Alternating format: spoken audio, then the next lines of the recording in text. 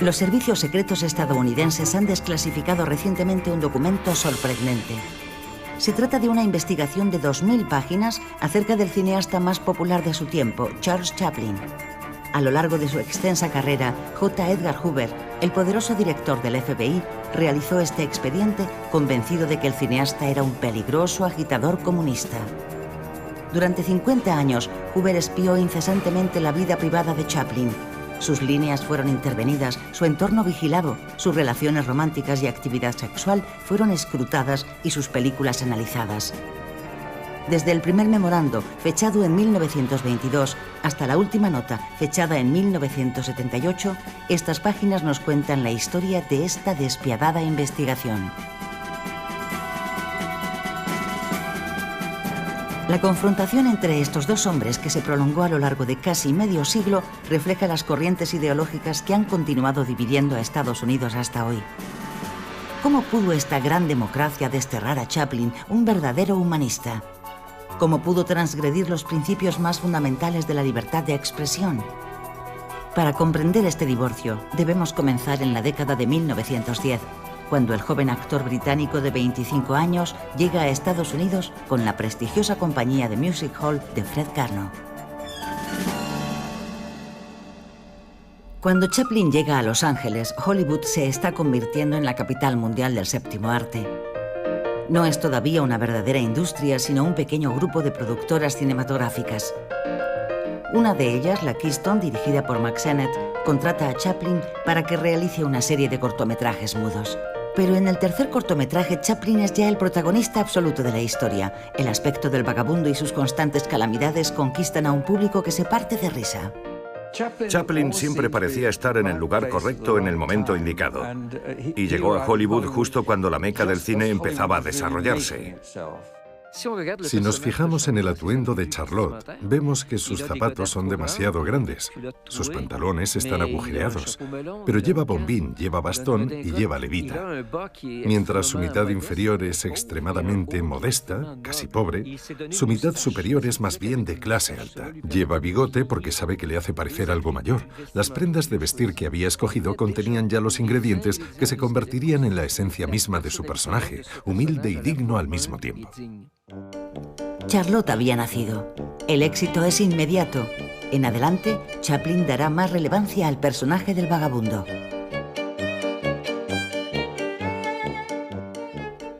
Chaplin va a ver a Mack Sennett, el productor que le ha contratado, y le dice: «Tus películas no son buenas, quiero producirlas yo». Mack Sennett da a Chaplin la oportunidad de dirigir su siguiente trabajo. A medida que iba realizando sus propias películas, quería cada vez más independencia. Siempre buscaba más libertad para hacer las películas como él quería hacerlas. Con más de 70 películas realizadas para Keystone, Disney Mutual y First National, en menos de 4 años Chaplin amasa una inmensa fortuna. En 1917 comienza a construir sus propios estudios en Los Ángeles. Crea historias satíricas en las que las víctimas son caballeros con sombreros de copa a quienes arrojan tartas a la cara o torpes policías que siempre terminan recibiendo puntapiés en el trasero. El enjuto y frágil vagabundo se convierte en el símbolo de los oprimidos y se transforma de forma casi imperceptible en un icono. Charlotte, el irreverente, el marginado, el rebelde, se convierte en el portavoz de los pobres y los necesitados. Con cada nueva película, Chaplin se va forjando una reputación de panfletario. Chaplin convertirá a Charlotte no solo en un vagabundo, sino en un vagabundo trabajador, en un vagabundo inmigrante. Aunque crea diferentes personajes, son siempre personajes de condición modesta. Desde sus comienzos en 1915 y 16, en sus argumentos subyace siempre la metáfora de David y Goliat, y continuará siendo así a lo largo de toda la trayectoria de Charlotte. Él era muy consciente de la opresión que sufrían ciertos grupos sociales. Algo que no resulta sorprendente si tenemos en cuenta su infancia. Esa conciencia de la injusticia social nunca lo abandonó. En Charlotte Emigrante, Chaplin denuncia las mentiras de la propaganda estadounidense, mostrando la brutalidad utilizada por las autoridades contra los inmigrantes que llegan a Nueva York bajo la mirada benévola de la libertad, iluminando al mundo. Película tras película, los guardianes de la moral perciben esta crítica a la ley y el orden como un ataque subversivo a los valores puritanos de una América que apenas acaba de emerger de los tiempos heroicos del salvaje oeste. Y mientras cerca de 4 millones de ciudadanos estadounidenses se embarcan para dar apoyo a las tropas francesas y británicas, Chaplin es severamente criticado por rechazar la ciudadanía estadounidense. Chaplin era considerado un mal ciudadano porque siempre había rechazado solicitar la nacionalidad estadounidense. Él decía, yo soy ciudadano del mundo, no necesito una nacionalidad adicional aparte de la que el azar me ha otorgado. Sin embargo, a pesar de su rechazo al discurso patriótico, Chaplin no duda en apoyar una campaña gubernamental que anima a comprar fondos, los bonos de la libertad, destinados a financiar el esfuerzo de la guerra.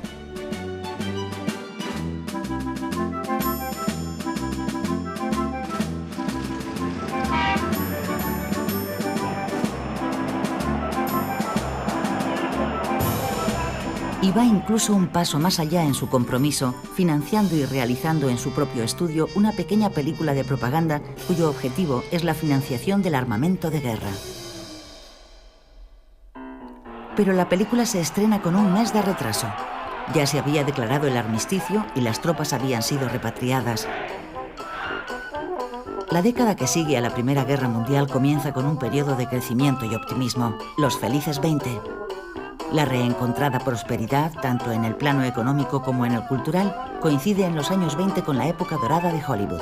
Las grandes compañías de la fábrica de sueños, las Majors, producen más de 700 películas mudas que se exportan a todo el mundo. Hollywood se convierte en el epicentro mundial del cine. En los Estados Unidos había decenas de miles de salas de cine. El cine se convirtió en la pantalla gigante, en el descubrimiento de las grandes imágenes. Para el público era algo mágico, así que los cines eran enormemente populares y la gente seguía de forma casi religiosa el proceso de la realización de las diferentes películas. Como resultado del inmenso éxito de sus películas, Chaplin crea su propia compañía de distribución. Se asocia con otras 3 estrellas de Hollywood, Griffith, Pickford y Fairbanks, y cofundan United Artists. Aquella compañía, que no era una productora sino una distribuidora, fue creada para contrarrestar el poder cada vez mayor de los grandes estudios en Estados Unidos. Con el control sobre la distribución de sus propias películas, Chaplin gana autonomía y aborda el problema de los numerosos huérfanos que ha dejado la guerra. En la película El Chico, Charlotte entabla una relación con un niño huérfano abandonado en las calles de Nueva York para denunciar que Estados Unidos no cuida de los niños que son abandonados en las calles, a pesar de las esperanzas de un mundo nuevo y el sueño americano, del que Chaplin se convertirá en crítico en muchas ocasiones y de muchas maneras. En Washington empieza a preocupar la propagación de las ideas de la revolución bolchevique.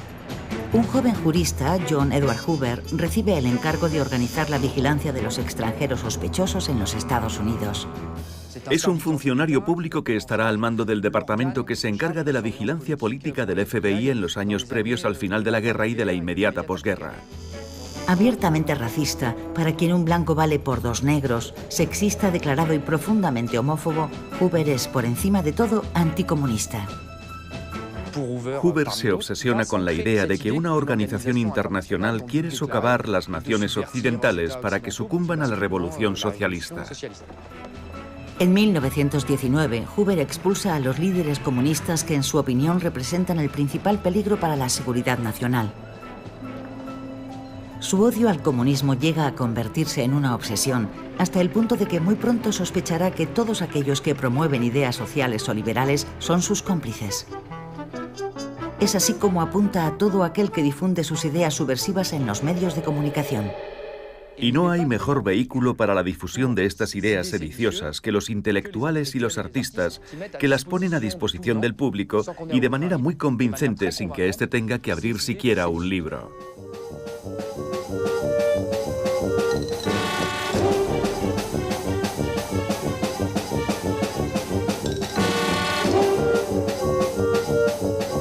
Hoover ordena a sus agentes vigilar Hollywood y espiar los preestrenos y las recepciones de las películas. Las revistas del corazón, que dedican sus columnas a la vida privada de los artistas, constituyen también una valiosa fuente de información para el FBI. Chaplin es el hombre más popular de Estados Unidos y uno de los artistas más famosos del mundo en la época, así que las masas le siguen. Como consecuencia de ello, Hoover abre el expediente Chaplin. A lo largo de 50 años acumulará 2000 páginas, de las cuales las primeras consisten en artículos dedicados a su matrimonio con la actriz Mildred Harris. Harris tiene solo 16 años cuando se queda embarazada de él. Ahora, bajo la mirada constante de los medios de comunicación, Chaplin no puede arriesgarse a generar un escándalo en el que hay implicada una menor. Muy a su pesar, se casa en 1918. Mildred alumbra a un niño malformado que muere 3 días después. El matrimonio se convierte en un fiasco. Mildred lo demanda en los tribunales por crueldad mental y depravación sexual y obtiene el divorcio en noviembre de 1920. El asunto tiene una gran resonancia en la prensa sensacionalista, que está provocando un gran revuelo con las aventuras de Chaplin. En el otoño de 1921, Chaplin abandona los Estados Unidos para realizar una larga gira por Europa. En Londres y París es ovacionado por la multitud.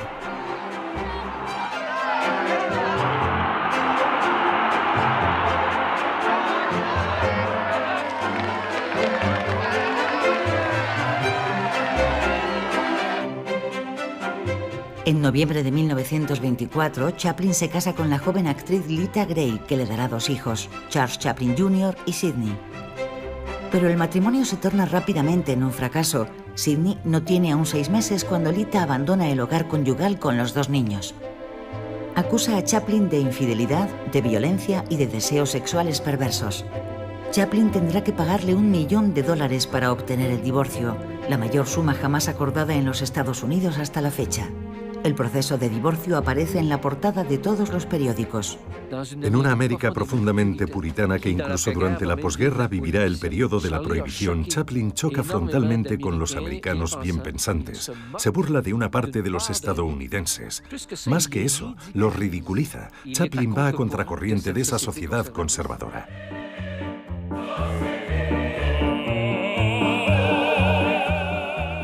Sin embargo, es adulado por el gran público. A la gente le gusta que pateen el trasero de los santurrones y de la gente poderosa de la sociedad.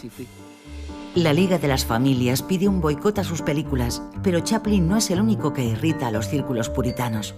A cierta población estadounidense le preocupa el contenido moral de las películas.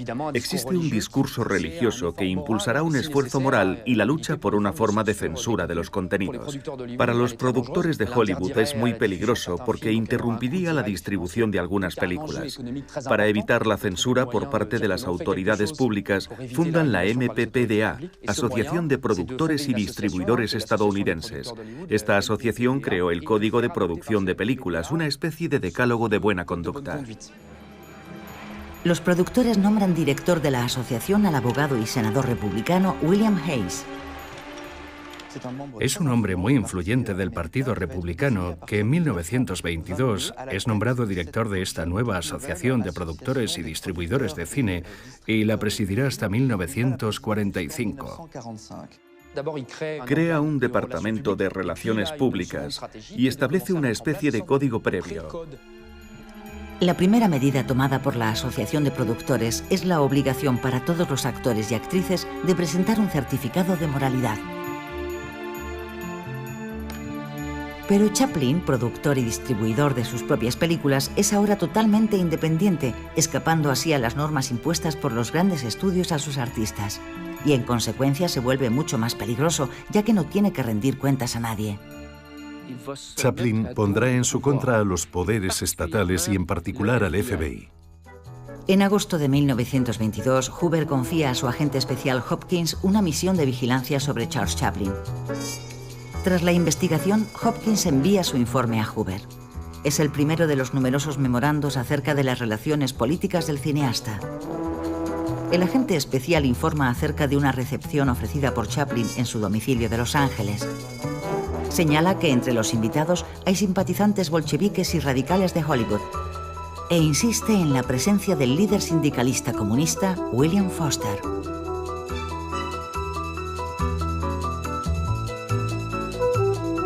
Hopkins cuenta que en el transcurso de la velada, Charlie Chaplin habría criticado a Will Hays y declarado: «Nosotros estamos contra la censura y en particular la de los presbiterianos». Incluso llegó a exhibir un cartel en el baño en el que se leía: «Bienvenido, Will Hays».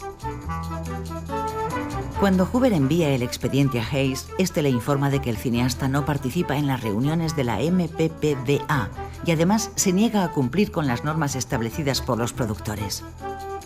Hays propone una colaboración más estrecha entre el FBI y la MPPDA, con el fin de censurar toda la propaganda sediciosa en las películas. Este intercambio de información entre los dos organismos se prolongará hasta 1945.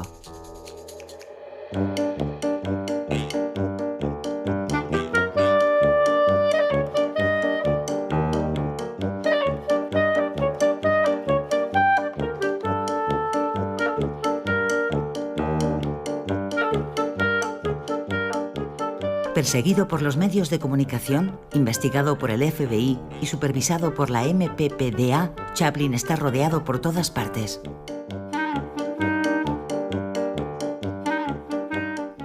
En 1927, debido a la presión exterior sobre el contenido de las películas, los productores establecen un segundo código previo de buena conducta al que se denomina «No lo hagas y ten cuidado», con 11 cosas que no se pueden enseñar ni hacer en las películas y unas 30 sobre las que se debe ser prudente.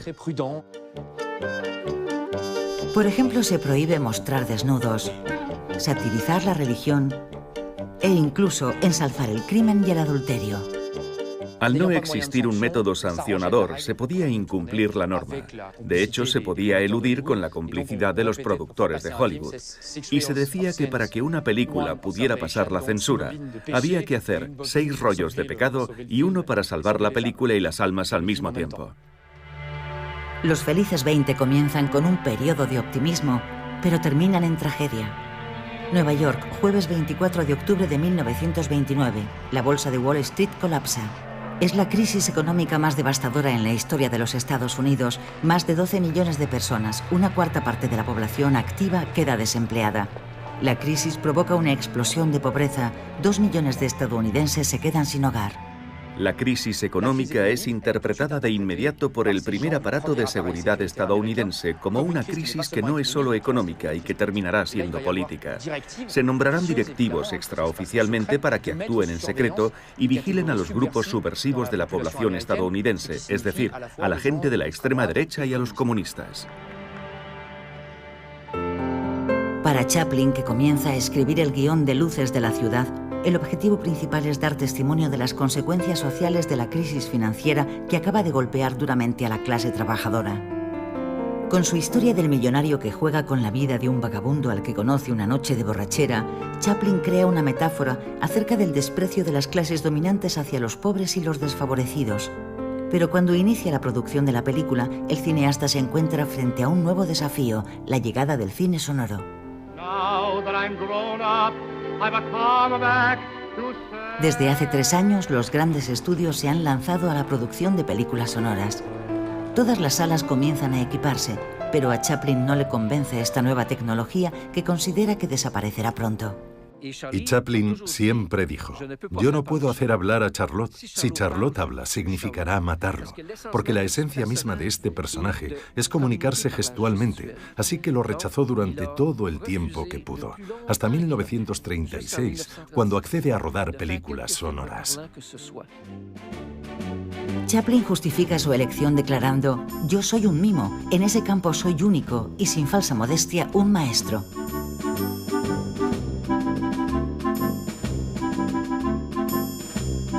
Estoy convencido de que con el cine sonoro jamás alcanzaría la excelencia de mis películas mudas. Chaplin se negó a hacer películas sonoras en un momento en el que producir una película muda era casi una catástrofe económica. Y sin embargo, la película es un éxito. Chaplin ganó la apuesta. En 1933 y 34, muchas asociaciones conservadoras, en particular católicas, ejercen una presión mayor sobre la industria cinematográfica y crean una legión de decencia que boicoteará las películas de Hollywood consideradas indecentes, generando gran preocupación en los productores de cine, que nombrarán un director del Departamento de Gestión de la Censura a Joe Breen, mucho menos sensible que sus predecesores a la cuestión de la libertad artística y mucho más preocupado por las cuestiones de decencia, y a quien proporcionarán instrumentos de sanción, como la imposición de multas de hasta $25.000, produciéndose un sometimiento que tendrá un impacto en el contenido de las películas. Estas medidas de autocensura marcan un auténtico punto de inflexión en la producción de películas en Hollywood. En adelante y durante muchos años, los cineastas estadounidenses se someterán a las normas o tendrán que hacer gala de un gran ingenio para sortearlas. Para Chaplin resulta inaceptable. En 1933, el presidente Roosevelt pone en marcha el Nuevo Acuerdo, un programa para estimular la recuperación económica y luchar contra el desempleo. Chaplin, partidario fervoroso del presidente, no duda en pronunciarse a favor de su programa en la emisora de radio de la CBS. Su compromiso a favor de una mayor justicia social le sirve de inspiración para el guión de su nueva película, Tiempos Modernos. Chaplin había visto la llegada de las hordas de campesinos y gentes de la América rural que se aglutinaban en el extrarradio de las grandes ciudades para terminar viviendo en una pobreza aún mayor que la que sufrían en su tierra. Testigo de esa miseria, realiza la película Tiempos Modernos, después de visitar la fábrica Ford. Chaplin denuncia el taylorismo, la teoría de la división y la mecanización del trabajo. Se pone del lado de los trabajadores y denuncia la automatización, denuncia el poder económico que transforma a los obreros en autómatas y en robots.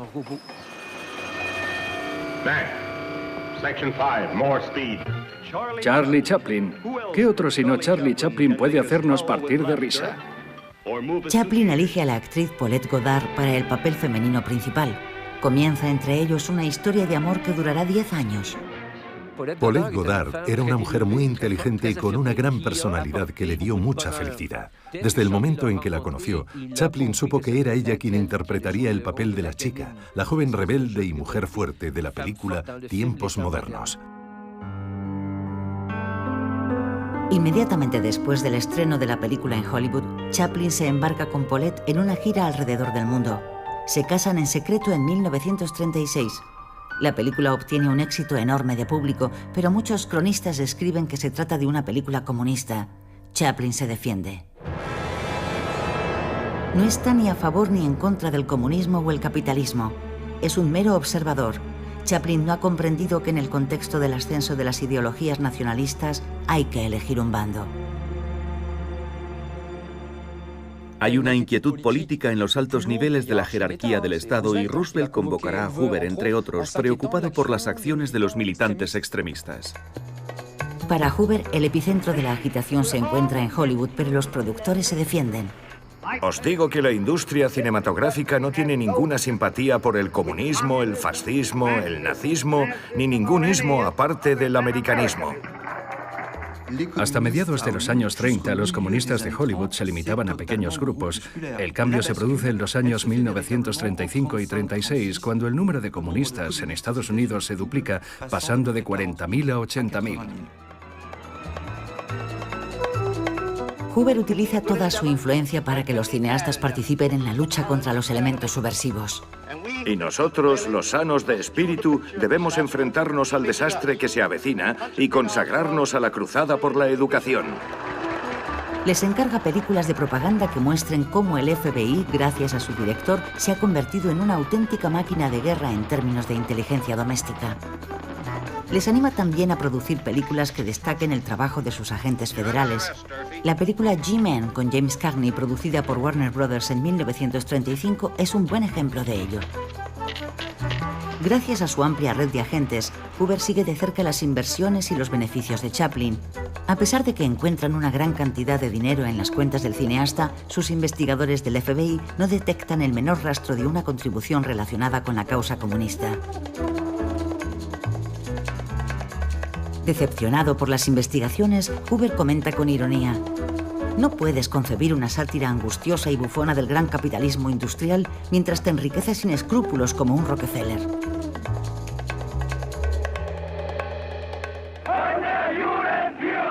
Una vez más, será en la situación política donde se inspirará Chaplin para el guión de su siguiente largometraje, El Gran Dictador. Él veía en Europa el surgimiento de un movimiento que le asustaba. La juventud debe ser valiente. Chaplin ha sido siempre europeo de corazón. Comienza a reflexionar sobre la configuración de un guión que llamará Producción número 6 y que era el título de la película que se convertiría en El Gran Dictador. Dedica 2 años de su vida a analizar la situación en Europa y Estados Unidos y escribe un guión de 300 páginas.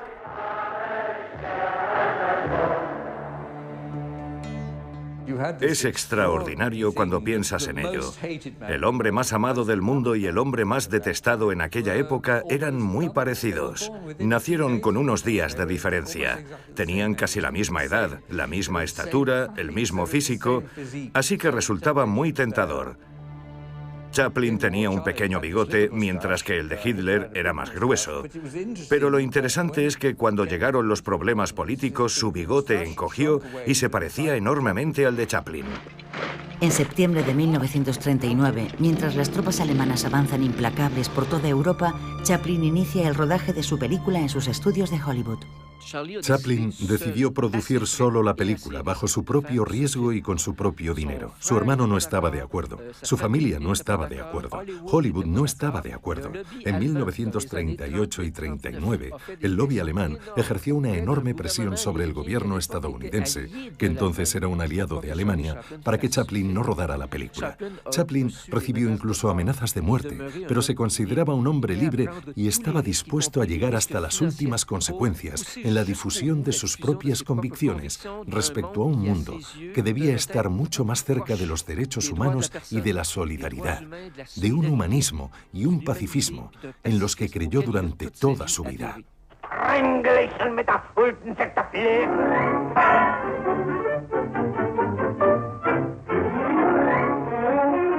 Desde su estreno en otoño de 1940, tanto la prensa como el público acogen con entusiasmo la película.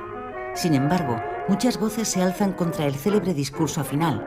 Su mensaje pacifista resulta incómodo. El Daily News denuncia que Chaplin está promocionando las ideas comunistas. Cuando le muestran la película al presidente Roosevelt, su única reacción es lamentar las tensiones diplomáticas que puede generar con los países pronazis. Roosevelt aún no ha declarado la guerra a Alemania y se enfrenta a una opinión pública aislacionista. El 96% de los estadounidenses se oponen a la entrada de su país en la guerra. América debe mantenerse alejada de Europa y Europa alejada de América. La opinión pública estadounidense tardó mucho tiempo en cambiar de rumbo y estaba influenciada por un grupo de presión que se oponía a la intervención en Europa. Se trataba del lobby aislacionista conocido como el America First Committee, un movimiento de masas que aseguraba tener más de 8 millones de afiliados y que contaba con un portavoz muy mediático, el célebre aviador Charles Lindbergh. En el pasado lidiamos con una Europa dominada por Inglaterra y Francia. En el futuro puede que tengamos que lidiar con una Europa dominada por Alemania. Mientras los medios de comunicación de extrema derecha manifiestan su apoyo a los nazis, el presidente Roosevelt fortalece el papel del FBI. Roosevelt pidió que se vigilara a varios grupos, incluidos los pronazis del German American Bund, así como a los aislacionistas. El FBI fue adquiriendo cada vez más peso y a partir de 1940 ocupa la posición predominante en todo aquel aparato de vigilancia doméstica. San Francisco, espere, por favor.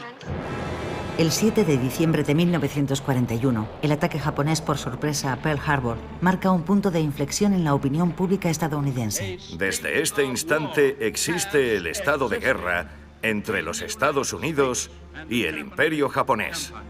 Al día siguiente de esta declaración, el 93% de los estadounidenses se declara favorable a entrar en guerra con Alemania. Cuando la Unión Soviética se une a los aliados, los comunistas estadounidenses cambian de estatus. De ser considerados unos parias, pasan a convertirse en una fuerza auxiliar indispensable para entablar la lucha contra los nazis.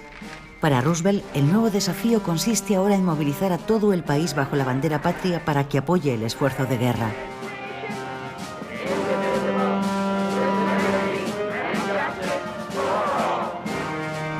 Roosevelt exhorta a los cineastas de Hollywood a poner su talento al servicio de la nación. Nuestro gobierno les ha invitado a compartir su esfuerzo en esta tarea y se siente profundamente satisfecho al obtener una respuesta tan rápida y sincera. Comienza entonces una fructífera cooperación entre el gobierno, el ejército y los cineastas de Hollywood para producir películas que exalten los valores patrióticos. Y tal como había hecho durante la Primera Guerra Mundial, Chaplin responde a la llamada del presidente, pero declara públicamente que se debe ayudar también al ejército soviético. Chaplin estaba convencido de que si los alemanes conquistaban el frente oriental, Europa estaba acabada. Algunas personas cercanas al Partido Comunista, pero otros liberales pro nuevo acuerdo decidieron participar socialmente a través de una serie de grupos y asociaciones favorables a prestar ayuda a la Unión Soviética y ejercieron una militancia activa para abrir un segundo frente para aliviar la presión sobre la Unión Soviética. Entre sus figuras más conocidas estaba Chaplin. El hecho de que militara en un movimiento que el FBI consideraba un frente activo, una asociación que era una tapadera del aparato comunista, le convirtió directamente en un potencial compañero de ruta del Partido Comunista.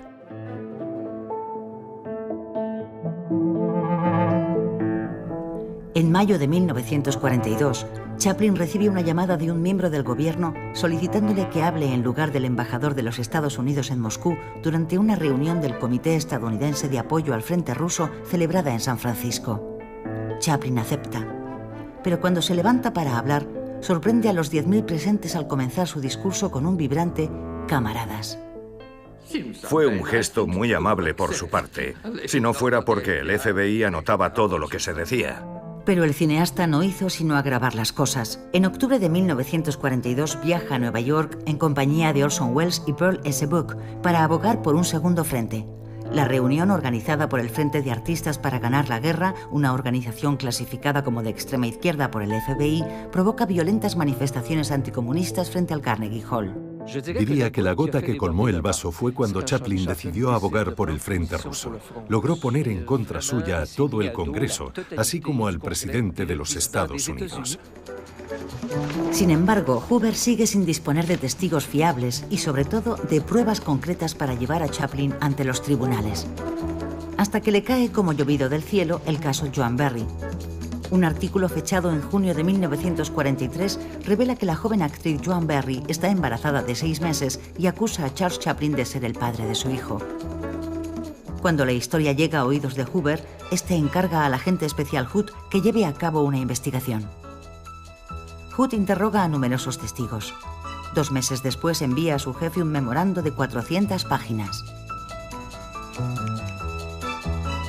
Todo comienza en junio de 1941. Chaplin acaba de conocer a Joan Barry, una joven de 23 años que ha llegado a Los Ángeles con la esperanza de convertirse en actriz. La joven conoce a Chaplin, lo seduce y consigue un papel en su película. Menos de un año después, Joan Barry comienza a mostrar signos de inestabilidad mental. Un día, mientras regresa a su casa totalmente ebria, provoca un accidente de coche. Temiendo un escándalo, Chaplin rescinde el contrato. Después de ese incidente, los dos amantes dejan de verse durante 5 meses. Pero lo que revela el resto del memorando del agente Hood despierta un interés muy particular en Hoover. En octubre de 1942, cuando Chaplin viaja a Nueva York para asistir a una reunión en apoyo del Frente Ruso, habría comprado supuestamente a Joan Barry un billete de tren de Los Ángeles a Nueva York con la intención de mantener relaciones sexuales ilícitas con ella. Hoover se interesa por esta última información y anota lo siguiente en el margen del memorando. ¿No deberíamos aclarar este punto? Si estamos ante un caso de trata de blancas, deberíamos actuar con firmeza. Desde 1910 existía una ley federal llamada la Ley Mann, que condenaba lo que se denominaba trata de blancas. Dicha ley prohibía el transporte interestatal de mujeres con objeto de dedicarlas a la prostitución, de cometer actos de libertinaje o de cualquier otro acto inmoral. Sin embargo, a los pocos meses de su aprobación, su uso se subvirtió para ser utilizada contra cualquier comportamiento indecente. De modo que cuando Chaplin paga el billete de tren a su examante para hacerla venir de Los Ángeles a Nueva York, obligándola a cruzar una frontera interestatal para mantener relaciones sexuales con ella fuera del matrimonio, está violando de facto la ley Mann. Al recuperar el recibo del Hotel Waldorf Astoria, Hoover cuenta por fin con una prueba que podría llevar a un tribunal a condenar a Chaplin por conducta inmoral. Extralimitándose claramente en sus funciones, el jefe del FBI convence a Joan Berry para que presente una demanda contra Chaplin y llega incluso a contratar a 2 abogados para garantizar la defensa de la demandante. Cuando Chaplin acude al juzgado el 10 de febrero de 1944, los periodistas se pelean por asistir al juicio. El abogado de Chaplin pregunta al jurado si les parece verosímil que su cliente hiciera recorrer 4.500 kilómetros a Joan Berry con objeto de mantener relaciones íntimas con ella, cuando ella se habría entregado a él en cualquier lugar y en cualquier momento. Chaplin queda finalmente absuelto, pero el asunto Joan Berry no ha llegado a su final. 8 meses más tarde se abre un segundo proceso. Esta vez se le acusa de ser el padre biológico del niño que Joan Berry había traído al mundo 14 meses antes. Los análisis de sangre ordenados por el tribunal demuestran de manera concluyente que Chaplin no es el padre del niño, y el abogado del cineasta demuestra que la señorita Berry tenía otro amante en el momento en que el niño fue concebido. Pese a la oposición del cineasta y a su declaración bajo juramento de que hace más de 2 años que no mantiene ningún tipo de relación íntima con la señorita Berry, el tribunal autoriza al niño a llevar su apellido y condena a Chaplin a pagarle una pensión alimenticia hasta que llegue a la mayoría de edad. Chaplin recibe de muy mal grado el veredicto, puesto que ya había conocido a la que se convertiría en la mujer de su vida, incluso antes de que Joan Berry se quedara embarazada. En efecto, en junio de 1943, Charles Chaplin se había casado con Una. La joven le brindará un apoyo incondicional durante esos largos años de procedimientos judiciales y permanecerá junto a él hasta su muerte. Mientras lucha en el terreno judicial, Chaplin comienza a escribir la que habría de ser la más negra de todas sus comedias.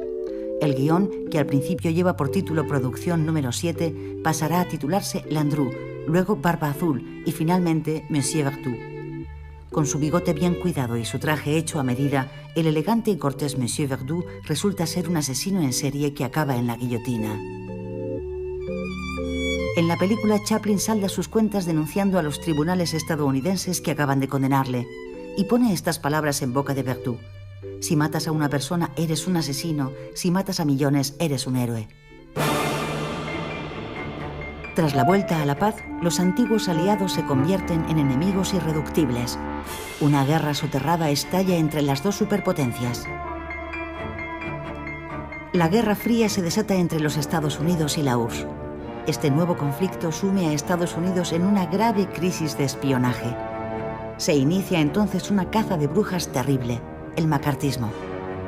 Se ven espías soviéticos por todas partes. Los rojos, los comunistas, denunciados como enemigos internos, son perseguidos, acorralados y llevados ante la justicia. Los métodos son brutales y expeditivos, afectan a todos los sectores, pero en particular a la industria del cine. Nos acusan de tener comunistas y simpatizantes comunistas entre nuestros empleados. Hollywood alberga sin la menor duda ese tipo de individuos. El preestreno de Monsieur Verdoux ante la prensa se convierte en un fiasco. Se escuchan abucheos y silbidos y los adversarios de Chaplin invaden el cine. En lugar de hacer preguntas sobre la película, los periodistas se ceban con él. ¿Es usted comunista? Una vez más, Chaplin se defiende: yo no soy comunista. ¿Por qué rechaza ser ciudadano americano? Este asunto era el que más preocupaba al senador John Rankin, que en la Cámara de Representantes dijo: Chaplin está dañando los principios morales de América. Debemos mantenerlo alejado de las pantallas y ocultar sus repugnantes películas de los ojos de nuestros jóvenes. Phony. Fake. What? Glass, you silly ass. Glass. Rankin exige al fiscal general que inicie un procedimiento de expulsión contra Chaplin. En julio de 1947, el cineasta se entera por la prensa de que tendrá que comparecer como testigo ante el UAC, el Comité de Actividades Antiamericanas.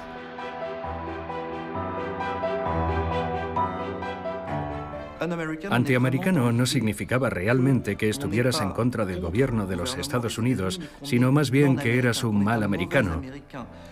Era como ser una manzana podrida dentro de la cesta, y se consideraba que la esencia misma de la nación estaba siendo cuestionada por algunos individuos. El propósito de dicho comité de investigación es arrojar luz sobre las actividades subversivas de los cineastas de Hollywood. En el otoño de 1947 celebra audiencias con algunos de ellos. Juro decir la verdad, toda la verdad y nada más que la verdad. ¿Es usted miembro del Partido Comunista? Este es un acto vergonzoso y cobarde. Las personas que encabezaban dichos comités tenían su propia carrera política. Cuanta más prensa había, mejor para ellos. Al atacar a Hollywood, atacaban a un mundo con tanta cobertura mediática que los focos apuntaban hacia el propio comité. Chaplin comunica al comité que tiene la intención de acudir a su convocatoria, pero que irá vestido de Charlotte y realizará sus pantomimas durante el interrogatorio. El comité juiciosamente le responde que su participación ya no se juzga necesaria y que debe considerar su caso cerrado. Aunque Chaplin logra evitar las audiencias de LUAC, otros son convocados en octubre de 1947. El comité deliberó durante mucho tiempo respecto a quién debía convocar. Tenían que ser individuos con un expediente cargado, por así decirlo. Decidieron ceñirse a la lista de las 10 personas consideradas subversivas y vinculadas al Partido Comunista, y así convocaron al famoso Hollywood Ten. Un comité de apoyo formado entre otros por estrellas como Humphrey Bogart y Lauren Bacall asume la defensa de sus amigos acusados. Los estudios dejaron bien claro, en particular a Bogart, que debían regresar a Hollywood de inmediato y dejar de apoyar al Hollywood Ten o sus carreras acabarían abruptamente. Por su parte, Chaplin desafía de nuevo al comité al asumir la defensa de su amigo Hans Eisler, un compositor judío al que se acusaba de ser el Karl Marx de la música. ¿Es usted o ha sido alguna vez comunista? Yo no soy comunista. Mis actividades artísticas me impiden cumplir con las exigencias de un partido político. Pero sus protestas caen en saco roto. Eisler es deportado y Chaplin acusado de apoyar a un comunista. El 30 de octubre, el presidente del comité declara clausuradas las audiencias. A los cineastas que se han negado a responder al comité se les acusa de desacato al Senado y se les condena a penas de prisión. Ese mismo día, 58 altos ejecutivos de Hollywood se reúnen en Nueva York para adoptar una posición común. Finalmente redactan un texto que estipula que desde ese momento nadie será contratado por los estudios sin antes haber declarado bajo juramento que no es comunista. El Consejo de la Industria Cinematográfica reafirma su firme oposición al comunismo, a sus obras, a sus miembros y a sus métodos.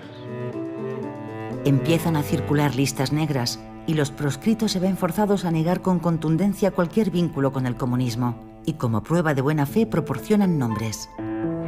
Aunque Chaplin consigue escapar de la ira del WAC y de las medidas discriminatorias de la Asociación de Productores, no logra eludir las acusaciones de la Asociación de Excombatientes Católicos que exigen una investigación sobre el apoyo de Chaplin a Hans Eisler y, lo que es más importante, a su hermano Gerhard. Y así, en la primavera de 1948, cuando Chaplin solicita la renovación de su visado para preparar el rodaje de su próxima película en Londres, recibe la visita de un comité de investigación de los servicios de inmigración. Durante 4 horas interrogan a Chaplin sobre sus orígenes raciales, sus actividades sexuales, las razones de no haber solicitado nunca la ciudadanía estadounidense y de haber apoyado a los soviéticos durante la guerra. Chaplin se defiende. Apoyé a los soviéticos porque creo que sin Rusia los nazis habrían ganado la guerra. No soy un subversivo, soy un demócrata progresista, no un socialista. Soy un patriota de la humanidad, un ciudadano del mundo. Siempre he amado a este país. Al finalizar su interrogatorio le prometen que le será concedido su visado de vuelta. Pero cuando se dispone a salir del país, el fisco le exige que deposite en un banco una fianza de $2 millones.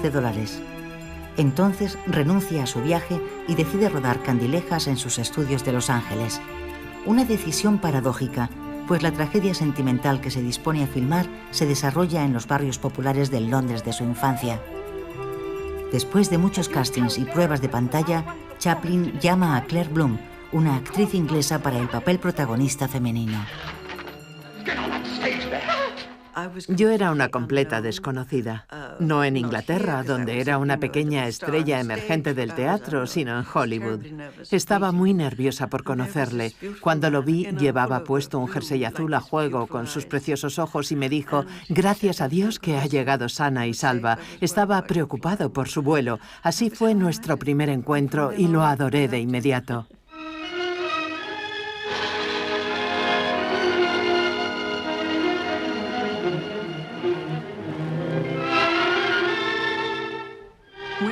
Cuando me fui de Estados Unidos sentí una gran tristeza al separarme de Charlie, que no se había dado cuenta de que se había convertido en un padre para mí. Y también de Una, a quien quería mucho, como a una hermana. Me prometieron que vendrían a Inglaterra y que pronto volvería a verlos. Nada más terminar la película, Chaplin decide abandonar Estados Unidos para organizar el preestreno en Londres. El 17 de septiembre de 1952, el Queen Elizabeth zarpa de los Estados Unidos con Chaplin, Una y sus 4 hijos a bordo. El Departamento de Justicia acaba de cancelar el visado de regreso de Chaplin y ha ordenado a los servicios de inmigración que sea detenido en caso de que intente volver a Estados Unidos. La administración justifica la medida, amparándose en una ley que autoriza la deportación de extranjeros por cuestiones de moralidad, locura, propaganda o pertenencia al Partido Comunista. La decisión se había tomado con mucha antelación en base a las investigaciones llevadas a cabo por Hoover. No había hecho nada ilegal. No tenían derecho a actuar como lo hicieron. Chaplin, atónito, decide hacer frente a sus acusadores. Para él, la idea de ser expulsado del país en el que ha estado viviendo durante los últimos 40 años y al que ha entregado tanto amor y dedicación es inconcebible. Charlie estaba sentado en una silla completamente aturdido. Eran sus estudios, su casa, las personas maravillosas que habían trabajado para él en los estudios y en la casa durante tantos años. Le habían arrebatado todo, incluyendo su dinero y sus posesiones. Londres le reserva un recibimiento digno de la estrella mundial en la que se ha convertido. Los británicos siempre han adorado y siguen adorando a Chaplin. América, los Estados Unidos, es un país maravilloso. E Inglaterra, un gran país. Mi país. El día del preestreno, la película recibe una acogida triunfal. Cuando salimos, mientras bajábamos las escaleras, vimos que todos nos estaban esperando. Nadie se había ido y empezaron a aplaudirnos.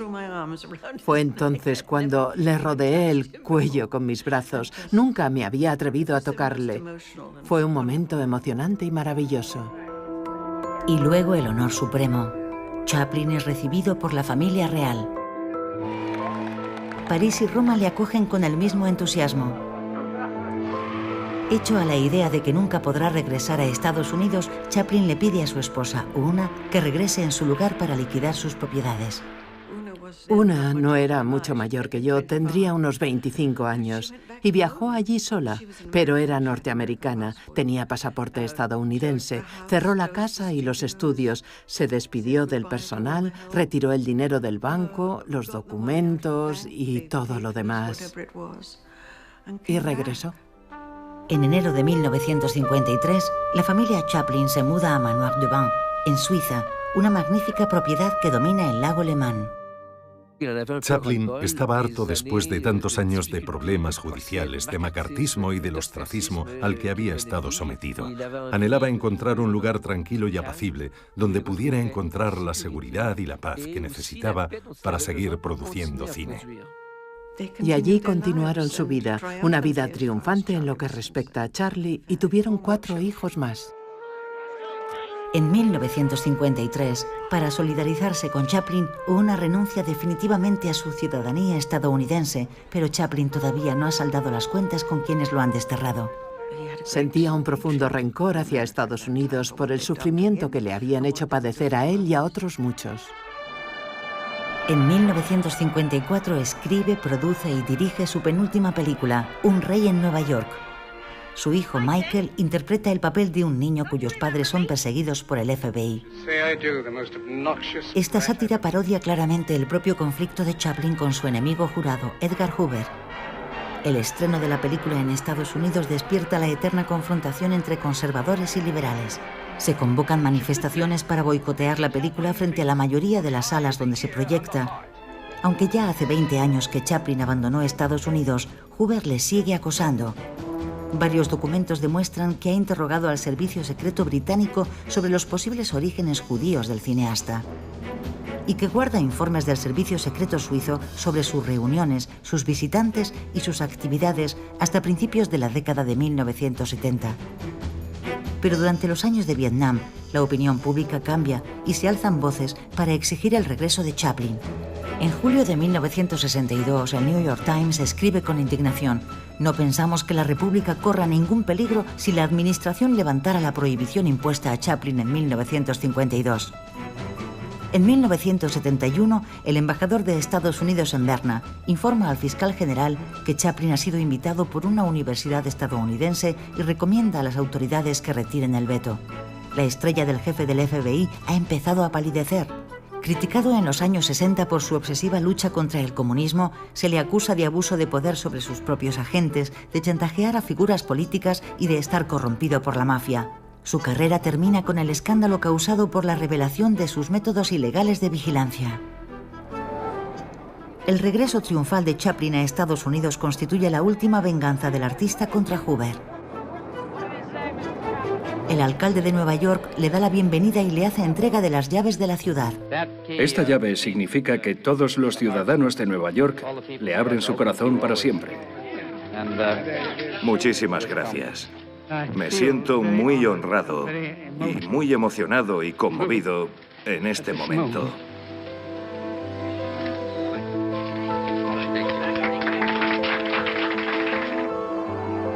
En Hollywood, Chaplin es ovacionado durante varios minutos en la ceremonia de los Oscar, en la que recibe el premio especial del jurado por su genio cinematográfico.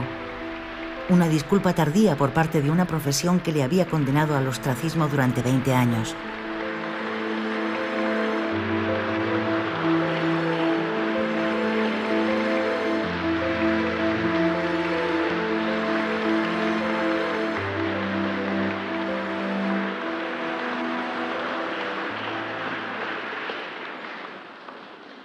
Hoover muere de un ataque al corazón apenas un mes después de la rehabilitación de Chaplin en Hollywood, llevándose a la tumba los secretos más oscuros de la América de la posguerra.